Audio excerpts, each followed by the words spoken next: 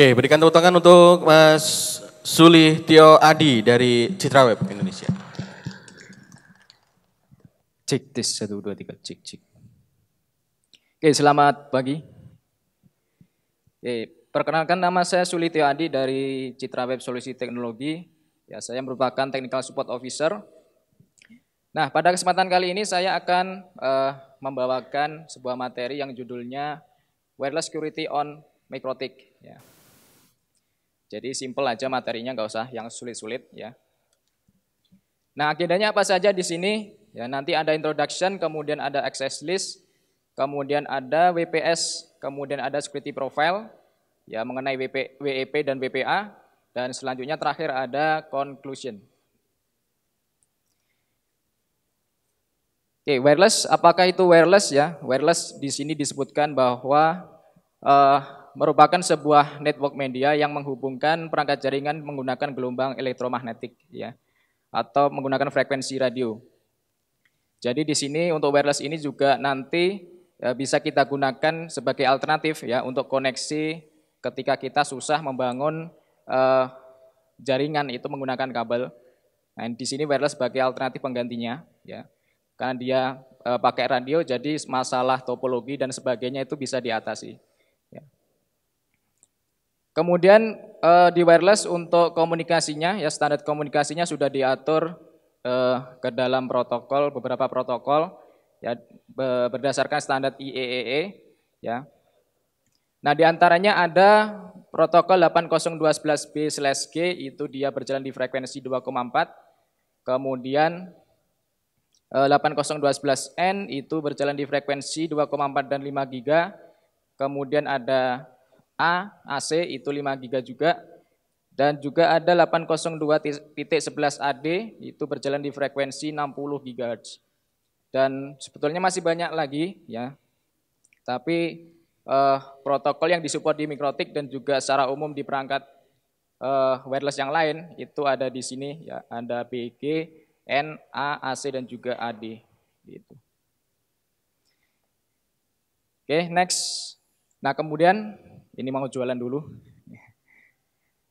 Nah, untuk di MikroTik itu ada beberapa produk yang bisa kita pakai sebagai perangkat wireless atau access point khususnya. Yang pertama ada indoor dan juga outdoor. Ya, untuk indoor itu diantaranya ada RB-WAP, kemudian ada RB-CAP, ya. Kemudian ada RB-MAP series dan juga RB-HAP series. Itu untuk indoor. Kemudian kalau untuk outdoor itu ada beberapa juga produk yang bisa digunakan. Di antaranya ada Group series ya, kemudian ada Metal series dan juga Omnitic. Jadi silakan pilih sendiri kira-kira ini untuk indoor apa outdoor seperti itu. Nah, kemudian untuk informasi lebih detail dari masing-masing seri ini bisa dilihat di sini website MikroTik.id ya. Harganya berapa, speknya bagaimana, nanti bisa langsung dilihat di sini untuk lebih lengkapnya. Itu ya.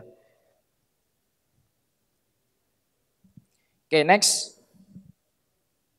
Nah, di sini pada dasarnya koneksi wireless itu adalah terbuka atau open access, jadi siapapun boleh terkoneksi ya selama dalam jangkauan access point atau jangkauan signal wirelessnya. Ya, jadi nggak ada proteksi sama sekali. Nah, kemudian bagaimana kalau kita menginginkan proteksi pada jaringan wireless kita, ya, misal untuk menjaga keamanan, ya, kemudian juga untuk manajemen koneksi klien. Nah, maka di sini tentunya kita butuh yang namanya wireless security, ya. Nah, kemudian wireless security apa saja yang didukung oleh MikroTik, ya, itu ada beberapa tadi di agenda sudah disinggung. Yang pertama itu ada access list, ya. Nah, secara konsep untuk access list ini untuk mekanisme proteksinya, ya kita harus mendaftarkan terlebih dahulu perangkat-perangkat klien yang diizinkan untuk terkoneksi. Ya, jadi kita daftarkan dulu satu persatu. Nah, daftar itu dibuat berdasarkan MAC address dari perangkat kliennya. Ya, jadi di menu wireless, kemudian kita buka tab access list di sini. Ya. Nah, kemudian kita tambahkan perangkat-perangkat kliennya itu berdasarkan MAC address-nya. Jadi kita harus tahu MAC address dari kliennya itu berapa, ya baru kita tambahkan di situ, ya. Nah, selain MAC address ada beberapa parameter yang bisa digunakan untuk autentikasinya. Nah, di antaranya ini ada seperti signal strength, ya, kekuatan signalnya berapa bisa kita definisikan di situ, ya. Nih.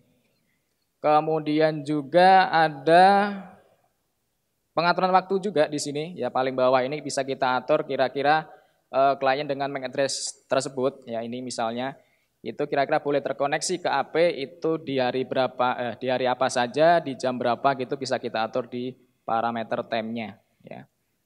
Kemudian untuk policy-nya, ya ini authenticate dan juga forwarding ini dicentang, ya harus dipilih, ya. Itu. Nah, kemudian setelah di setting di access list, ya, kemudian kita jangan lupa untuk mendisable default authenticate dan juga default forwardnya, ya. Kenapa? Supaya yang boleh terkoneksi itu hanya yang kita daftarkan di access list, sedangkan yang tidak kita daftarkan itu dia tidak diperbolehkan untuk terkoneksi, ya. Maka dari itu di sini yang default authenticate dan juga default forward itu harus kita uncheck, ya, kita nonaktifkan seperti itu, ya. Ini access list, ya, seperti itu gambarannya. Kemudian selanjutnya di sini ada WPS atau Wi-Fi Protected Setup, dan di sini merupakan fitur baru yang mulai ditambahkan di Mikrotik mulai versi 6.35, ya. Dengan menambahkan paket wireless yaitu wireless wrap, ya. Mungkin untuk versi yang paling baru sekarang untuk paket wirelessnya itu di situ kalau kita cari wireless wrap itu nggak akan ketemu. Ya, cukup kita tambahkan paket wireless saja nanti. Ya, di versi 6.43 ya sekarang untuk saat ini. Kalau di versi 6.43 ya sekarang. Nah, 6.35 itu versi sebelumnya yang paling awal ditambahkan di ini, WPS ini. Jadi paketnya masih pakai wireless wrap di sini. Ya. Nah, di Mikrotik sendiri untuk WPS itu dia support WPS server dan juga WPS client. Ya, kalau kita butuhnya untuk WPS server bisa kita aktifkan untuk servernya. Kalau nanti untuk WPS client juga sama, kita bisa aktifkan fungsi WPS clientnya. Nah, untuk WPS di sini nanti dia akan menerapkan manual autentikasi, ya. Maksudnya gimana di sini manual autentikasi? Nah, untuk terkoneksi maka di situ kita butuh yang namanya tombol WPS, ya.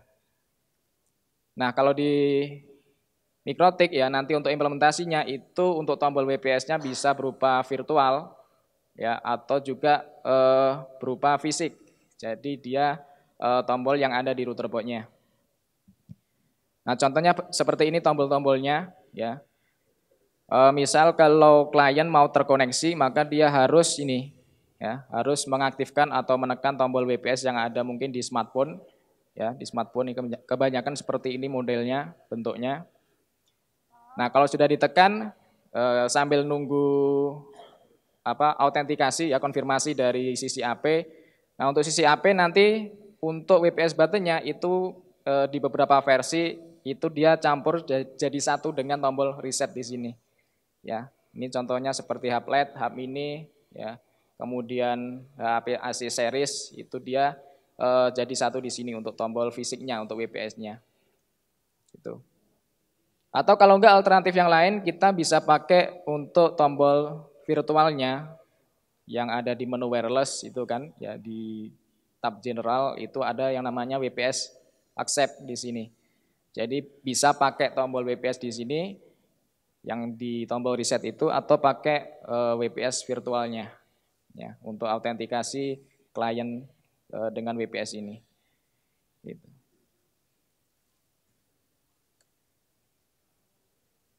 Oke, itu tadi dua autentikasi yang bisa kita terapkan di Mikrotik, ya, ada access list yang pertama tadi, kemudian ada WPS di sini, ya. Selanjutnya di sini ada wireless security profile, ya. Nah, untuk wireless security profile di sini itu terdapat dua metode keamanan yang bisa digunakan pada wirelessnya Mikrotik, ya. Saya rasa di perangkat yang lain juga sama. Ini ada WEP dan juga WPA. Ya. Untuk WEP atau Web Equivalent Privacy atau disebut juga Share Key atau Authentication, ya, itu merupakan metode security pertama pada wireless, ya, yang dikenalkan kurang lebih pada tahun 1997. Jadi di sini teknologi metode keamanan yang paling awal di wireless, ya, yaitu WEP ini, ya. Nah, namun seiring berkembangnya waktu, ya, berkembangnya teknologi juga. Nah, di sini untuk WP sudah mulai ditinggalkan, ya, karena alasan keamanan, ya. Karena WP ini sudah banyak aplikasi-aplikasi yang istilahnya bisa digunakan untuk hacking, ya, untuk hacking security-nya seperti itu. Nah, sebagai gantinya maka dikembangkan metode keamanan yang baru, yaitu WPA, ya, Wi-Fi Protected Access, itu mulai dikenalkan pada tahun 2003. Ya, kurang lebih tahun 2003 itu dikembangkan WPA dan terus didevelop sampai sekarang. Ya. Sebagai pengganti WEP dan terdapat beberapa versi, yaitu ada WPA, kemudian WPA 2 dan selanjutnya WPA 3. Ya. Untuk yang terbaru ini yang didevelop di Januari 2018 ini, tahun ini, ya, itu ada WPA 3. Tapi masih belum banyak perangkat yang support WPA 3, ya, karena masih baru ini soalnya. Ya, paling WPA sama WPA 2 ini yang masih disupport. Nah, untuk WPA di sini untuk metode autentikasi yang digunakan itu juga ada dua, yaitu Pre-Shared Key dan juga EAP, ya, Extensible Authentication Protocol. Ya. Jadi nanti ada WPA Pre-Shared Key dan juga WPA EAP seperti itu. Nah, kemudian selanjutnya untuk encryption mode atau mode enkripsi atau mode security yang bisa digunakan di MikroTik, ya, itu defaultnya dia itu non, atau istilahnya tidak ada sama sekali security-nya, ya, tidak ada sama sekali enkripsinya, ya, maka dia sifatnya open. Nah, kalau kita butuh security, butuh enkripsi untuk autentikasi atau keamanannya, maka di sini ada beberapa pilihan yang bisa kita aktifkan, ya. Yang pertama itu static case, ya, static case di sini ada dua, ada require sama optional. Ini nanti digunakan kalau kita butuh security atau enkripsi menggunakan mode WEP, ya. Ada require, ada optional, silakan dipilih salah satu. Nah, tapi di sini ada catatan kalau kita menggunakan yang ini, ya, dua mode ini. Ya, misalnya jika perangkat kita, misal CPE atau station, itu ternyata dia menggunakan yang static case require modenya, dan di sisi AP dia menggunakan static case optional, itu tidak akan bakal bisa terkoneksi. Ya.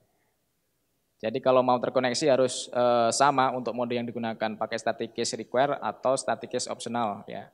Jadi kalau sampai beda antara si penerima stationnya dan sisi pemancar, itu nggak akan bisa connect nantinya. Dan terakhir ada dynamic case. Nah, ini digunakan untuk mode WPA, ya. Tuh. Kemudian untuk konfigurasi WEP sendiri di MikroTik itu, ya, nanti pertama, ya, kita masuk di general sini, ya, di general, ya, kita aktifkan modenya apa?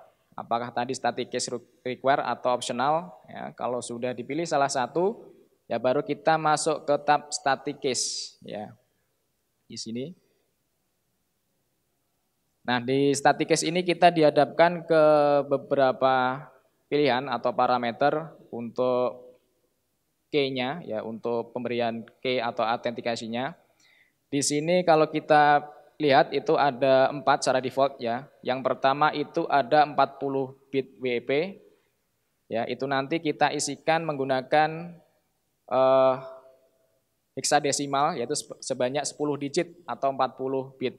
Ya, jadi kalau kita pilih misalnya di sini 40 bit WEP, maka untuk key-nya itu kita isikan hexadesimal sebanyak 10 digit. Kemudian ada juga 104 bit WEP, itu nanti lebih panjang lagi, ya, untuk hexadesimal yang kita tambahkan, yaitu sebanyak 26 digit. Kemudian nanti juga ada TKIP dan ISCCM, ya masing-masing juga memiliki panjang yang berbeda. Ya. Yang jelas semakin aman, ya semakin secure, nanti otomatis juga akan semakin panjang ya untuk hexadesimalnya di sini. Ya. Nah, namun misalnya ya jika yang key yang kita tambahkan itu lebih panjang dari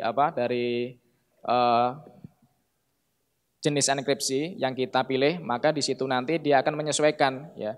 Contohnya misalnya kalau kita pakai 40 bit WEP, kemudian kok kita nambahkan lebih dari 10 digit, ya maka yang bisa dipakai nanti cuma 10 ya yang kita masukkan di perangkat klien untuk passwordnya, untuk autentikasinya cuma 10 digit, yang selanjutnya diabaikan. Ya, seperti itu. Nah, itu untuk WEP ya. Dan di sini saya rasa juga sudah jarang digunakan WEP ya. Yang tadi karena masalah keamanan ya. Itu sekarang cukup lemah. Nah, sebagai alternatif yang lain kita bisa pakai yang namanya WPA ya. Untuk security profile wireless-nya.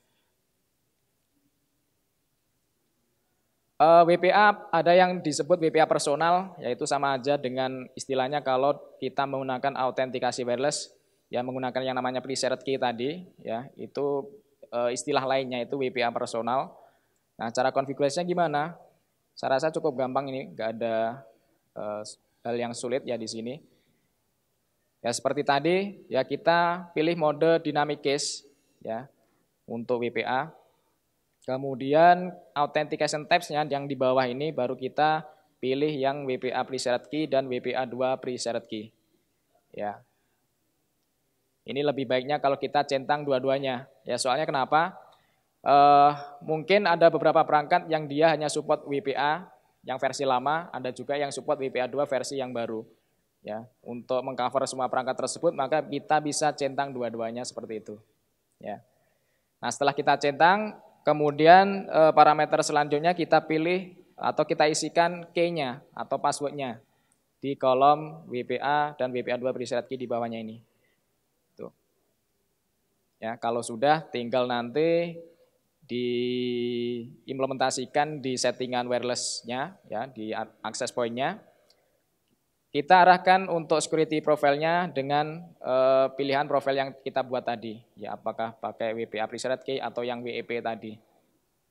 Nah, selanjutnya baru user device ketika dia mau connect ke jaringan wireless akan dimintai password-nya atau key-nya seperti ini. Ya.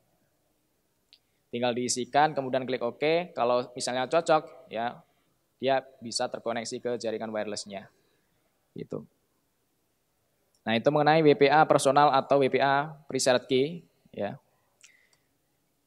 Kemudian kita bisa cek di registration ya untuk klien yang terkoneksi itu kira-kira dia menggunakan autentikasi tipe apa ya.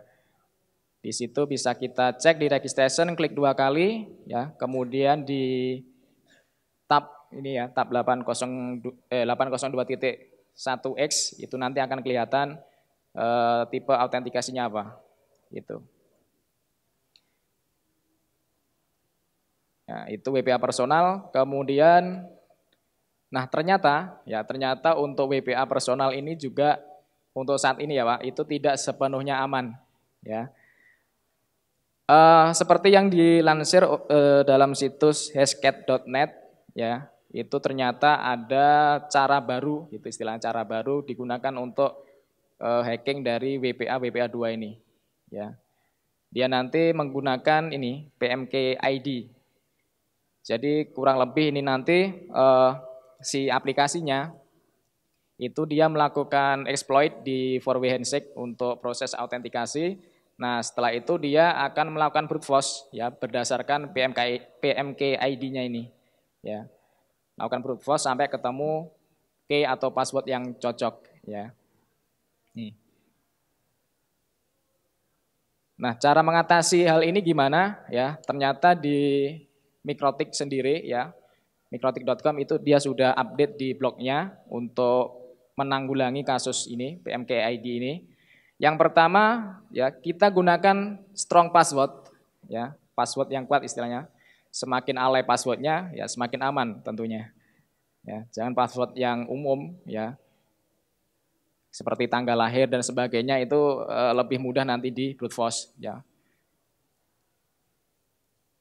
Kemudian juga jangan lupa untuk pilih opsi chippernya, itu kita pilih yang AES CCM. Jadi tadi kalau kita lihat di slide sebelumnya, itu ketika konfigurasi di WPA personal itu kan kita di ini ada parameter unicast chipper sama group chipper. Nah ini kita centang ya atau kita pastikan dia terpilih di AES CCM. Nih. Dan juga untuk penentuan passwordnya atau key-nya ya ini kita usahakan yang kuat ya. Mungkin pakai kombinasi tanda baca, kemudian hurufnya dibedakan, ada yang kecil, ada yang besar, ya gitu mungkin lebih aman. Ya.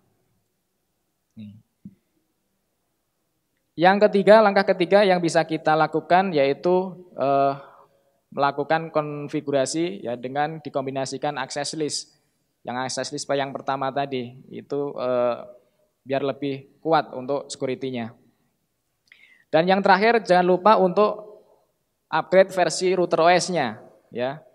Di sini yang direkomendasikan sesuai di blog itu ada versi 6.40.9, kemudian ada versi 6.427 atau kalau nggak pengen ribet paling gampang ya upgrade versi yang paling baru gitu. Karena di versi yang paling baru itu nanti dia sudah ditambahkan parameter untuk mendisable pengiriman PMKID yang pada proses handshake-nya tadi. Ya, apakah dikirim atau enggak, ya itu bisa kita pilih nanti. Ya.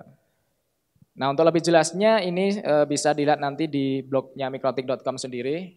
Itu dia sudah istilahnya sudah buat artikel khusus mengenai hal ini ya. Bisa dicek sendiri nanti. Nah, alternatif yang lain gimana? Ya. Kita bisa pakai yang namanya WPA Enterprise. Ya, ada WPA personal, ada WPA Enterprise. Yang WPA Enterprise ini sama dengan yang personal tadi, cuma untuk autentikasinya ya metodenya yang dipakai itu dia menggunakan EAP ya atau 802.1x EAP ya Extensible Authentication Protocol. Nah di sini kalau masalah keamanan itu dia lebih aman dibanding WEP dan WPA personal ya. Dan di sini juga di WPA Enterprise itu ada beberapa metode EAP yang digunakan ya seperti ada EAP PEAP, kemudian EAP TTLS dan juga EAP TLS. Dan authentication yang disupport itu ada MD5, PAP, MSCAP versi yang lama ya, MSCAP 1, kemudian MSCAP 2, ada LEAP dan juga GTC. Jadi lebih komplit lagi kalau masalah keamanannya. Ya. Nah kemudian kalau kita pilih misalnya EAP TLS, ya itu nanti kita bisa menggunakan sertifikat juga ya untuk autentikasinya. Atau bisa jadi kalau kita pilih yang EAP PEAP atau yang EAP TTLS itu juga bisa menggunakan autentikasi, tapi nggak wajib kalau yang di PEAP dan TTLS. Tapi kalau yang EAP TLS itu harus pakai sertifikat ya untuk autentikasinya. Nah, oke begitu untuk WPA Enterprise. Kemudian selanjutnya next. Oke, nah di sini konfigurasi WPA Enterprise seperti apa?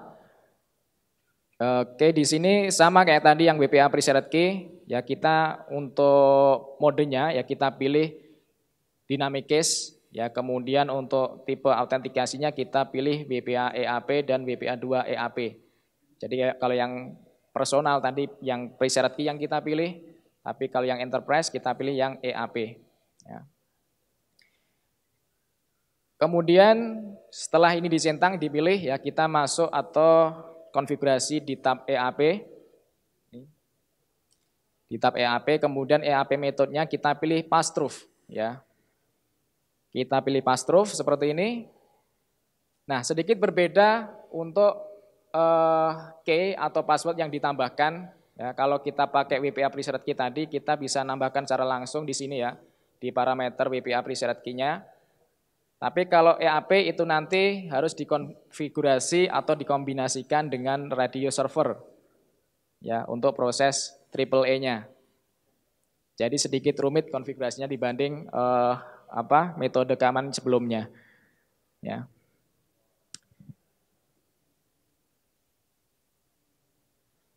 Atau kalau enggak ini mungkin saya demokan langsung aja ya biar menghemat waktu ya.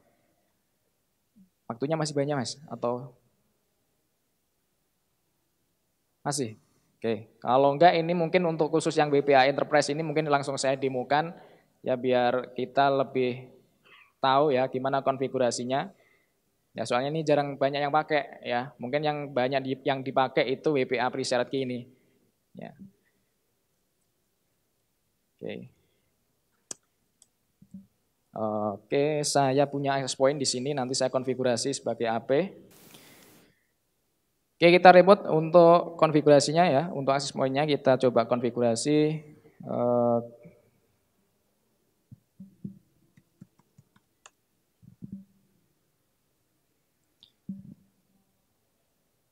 Oke, hal pertama yang akan kita konfigurasi yaitu di sisi access point-nya di MikroTik-nya di sini, ya. Kita masuk di tab wireless, kemudian kita masuk ke security profile, nah, di sini. Kemudian ini saya hapus dulu, saya tambahkan baru, ya. Ini hapus dulu yang tadi saya buat lab ya. Kemudian saya tambahkan baru untuk security profile-nya, nah di sini.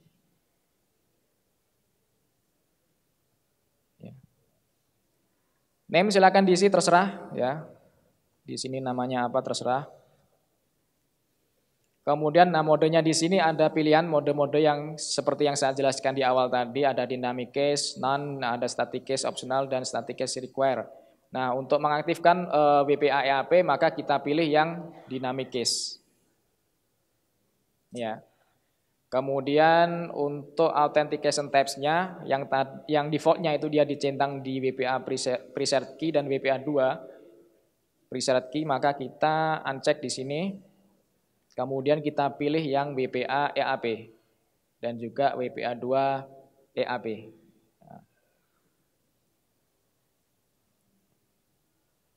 Nah, selanjutnya kita setting di tab EAP ya. Dari general geser dikit ke kanan itu ada EAP, kita pilih.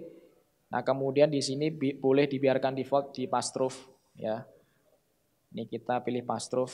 Ya nanti soalnya kita untuk autentikasinya kita gunakan radius server. Nah, kalau dilihat di EAP method di sini ada beberapa pilihan, ada TTLS, kemudian TLS dan PAP. Ini nanti kalau kita fungsikan kalau perangkat ini ya difungsikan sebagai client ya, station untuk WPA EAP. Kalau sebagai access point ya kita pilih yang pass through. Kayak ini. Ya. Oke, kalau sudah di-apply atau di-oke. Nah, kita sudah punya profil baru di sini yang akan kita gunakan untuk autentikasinya. Nah, selanjutnya setelah dibuat profil baru, kita geser di tab Wi-Fi interface. Kemudian kita edit untuk pengaturan di wireless-nya. Oke. Kemudian di wireless. Nah, ini kita jadikan modenya AP. Ini BGN untuk bandnya, channel width-nya biarkan default, frekuensinya pakai yang kita cari yang paling sedikit ya biar tidak ada interferensi. Yang 2447. Kemudian SSID-nya saya isikan misalnya add ini aja. @sulih.id misalnya. Kemudian di security profile ini yang pertama dia milih ke default ya ini. Dia nunjuk ke default maka kita arahkan ke profile yang kita buat tadi. Ya namanya apa kita pilih di sini, tinggal pilih. Nah, kalau sudah di apply. Ya, jadi tadi pertama kita buat di profile dulu, security profile-nya ya. Kita pilih modenya WPA EAP, WPA 2 EAP, kemudian masuk ke tab EAP kita arahkan EAP metodenya ke pass-through. Ya, kemudian baru di setting di pengaturan wireless-nya seperti ini. Ya. Nah, selanjutnya di Mikrotik sendiri ada yang harus kita setting lagi yaitu di radius servernya. Radius ini menu radius ya, untuk radius klien dari Mikrotiknya kita aktifkan ya di menu radius di sini. Kemudian kita tambahkan pengaturan baru. Kita pilih yang wireless ya. Aktifkan wireless untuk ini autentikasi wirelessnya.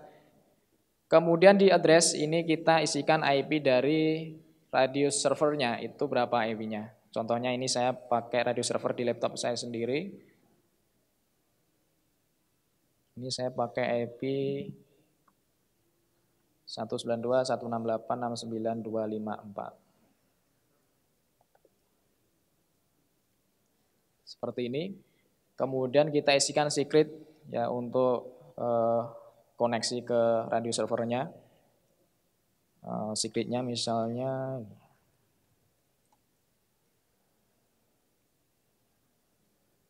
rahasiaku misalnya ya. Kemudian kita apply atau oke. Ya. Nah kalau sudah kita setting ya clearance settingnya di perangkat radio servernya. Kebetulan di sini saya pakai radio server dari FreeRadius.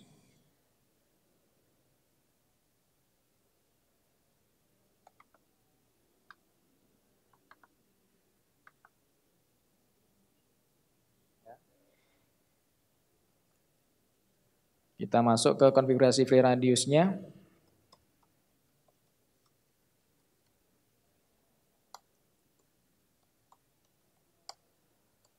Nah di FreeRadius ini ada beberapa file ya yang akan kita atur supaya ini nanti bisa digunakan untuk autentikasi dari WPA EAP-nya tadi yang di Mikrotik tadi.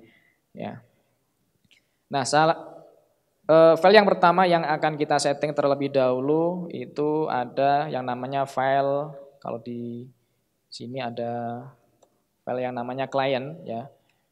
File clients.conf ya. Ini nanti digunakan untuk menambahkan radius client yang akan terkoneksi ke servernya itu siapa.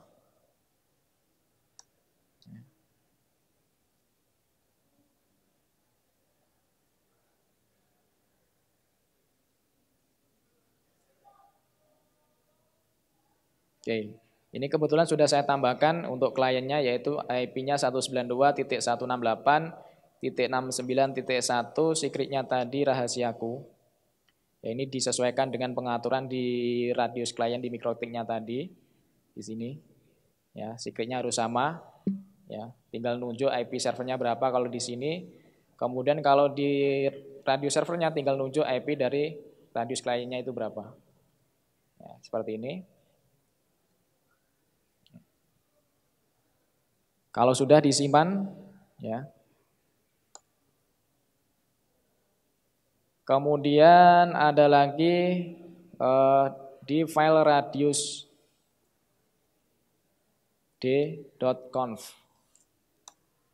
Ini kita juga edit, yaitu kita cari pada bagian ini.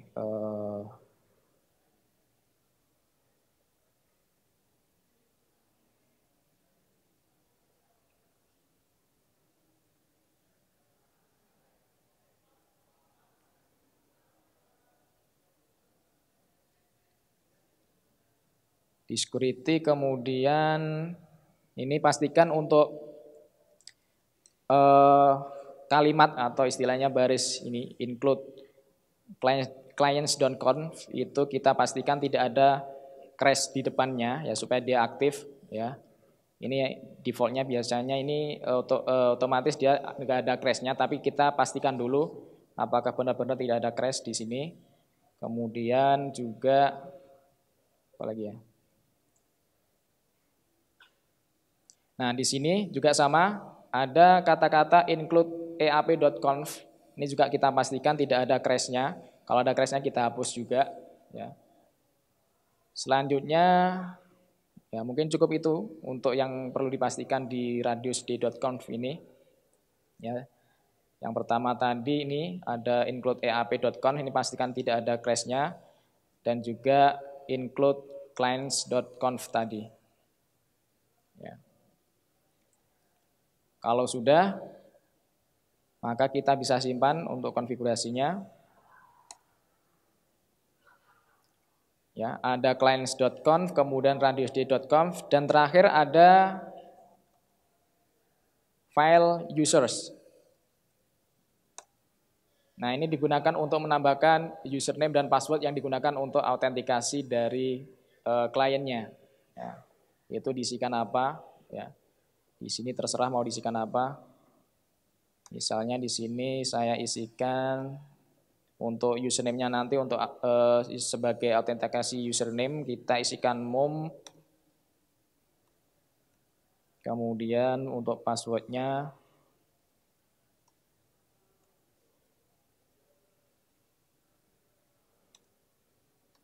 ini mungkin Indonesia. Ya. Jadi nanti ketika kalian mau connect dia harus masukkan key yaitu username-nya mom, kemudian passwordnya Indonesia gitu. Jadi kalau kita compare dengan metode yang sebelumnya itu cuma disuruh masukkan passwordnya saja. Tapi kalau pakai EAP nanti ada username dan password gitu. Kalau sudah kita simpan ya. Kemudian di sini ada history file yang sudah saya edit itu ada 3 secara umum dan paling penting ya. Ada 3 file ini pastikan sudah dikonfigurasi seperti tadi. Nah, selanjutnya tinggal diaktifkan service dari FreeRadius-nya. Ini pastikan dia sudah aktif.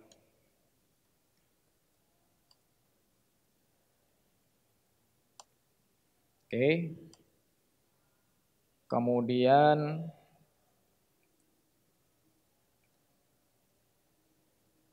ini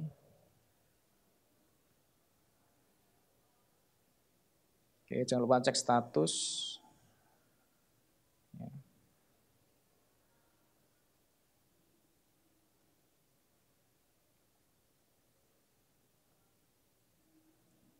Nah, setelah ini harusnya ini untuk pengaturan radiusnya sudah sinkron ya di server dan juga di klien.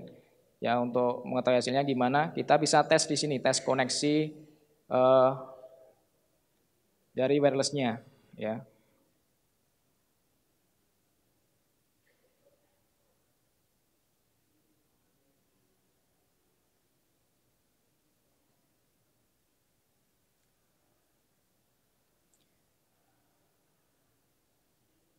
Nah, ini sudah ada SSID saya sudah di broadcast ya, ini bisa kita coba. Nah, ketika klien mau connect ya nanti akan ditampilkan dialog box seperti ini. Nah, ini ya berbeda dengan yang WPA Preset Key ya untuk parameter yang diisikan jadi lebih komplit lagi ya. Nanti di sini kita harus tentukan ya untuk security wireless-nya itu pakai apa di sini. Oke, ini dia langsung mengarah ke WPA Enterprise ya. Kemudian untuk autentikasinya ada TLS, ada LEAP, ada FAST, ada TTLS dan juga PAP. Ya, kebetulan FreeRadius sudah support semua ini. Ya, jadi nggak masalah. Kita pilih yang mana mode autentikasinya. Nah, contohnya di sini protected EAP. Ya. Kemudian pakai sertifikat atau enggak? Ya kalau enggak pakai sertifikat ini dikosongin. Kemudian untuk PAP versionnya ini bisa dipilih spesifik atau automatic. Ya, kemudian inner autentikasinya pakai MSCAP versi 2 atau MD5 atau GTC.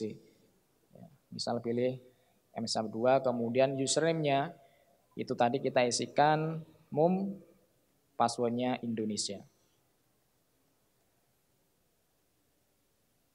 Oke, mungkin yang lain bisa coba Pak connect ke HP saya ini ya. Seharusnya mungkin pakai Android ya, pakai smartphone itu akan ditampilkan tampilan yang sama harusnya. Dia harus milih wireless security-nya apa, kemudian authentication-nya apa.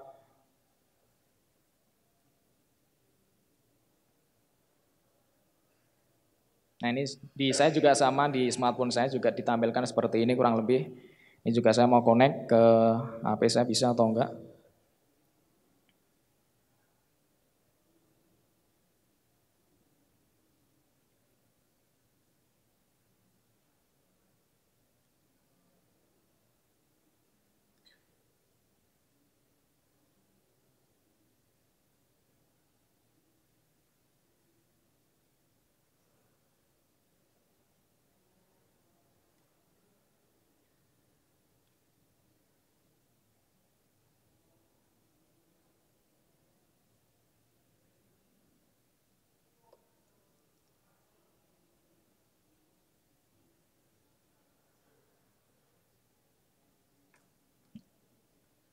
Ini udah beberapa ada yang sudah connect ya.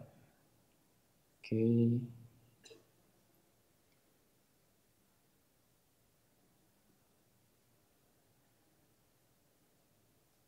Oh, nggak dapat IP malah.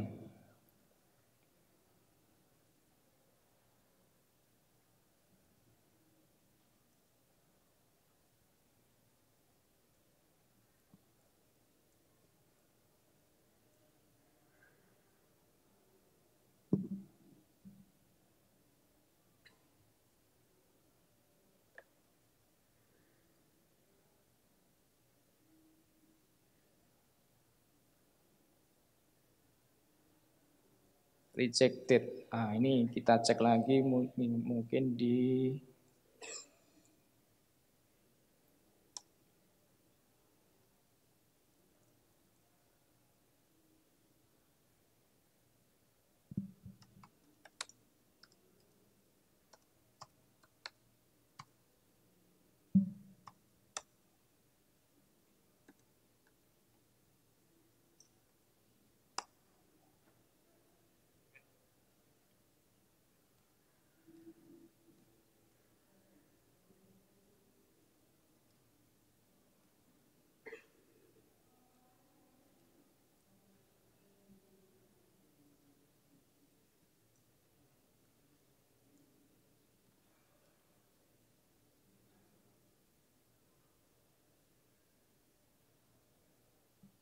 Oke, sudah sesuai untuk secretnya rahasiaku, kemudian IP address-nya 69.1, oke. Untuk servernya ini sudah sesuai harusnya. 69254, oke. Ya. Oke. Nah, ini sudah ada beberapa yang connect ya. Ini juga bisa kita cek untuk security-nya yang dipakai apa. Nah, di sini akan tampil yaitu authentication type itu WPA 2 EAP ya. Gitu.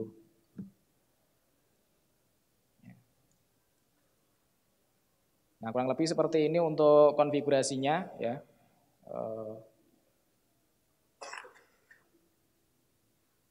Jadi tinggal kita setting di security profile ya, kita pastikan diarahkan ke WPA EAP, kemudian kita assign di mana di wireless-nya untuk security profile-nya, kemudian kita setting di radius ya. Radius client atau di menu radius kita isikan address-nya untuk radius servernya apa, secret-nya apa, ini disesuaikan dengan settingan di radius servernya ya, yang terutama di clients.conf ini. Begitu.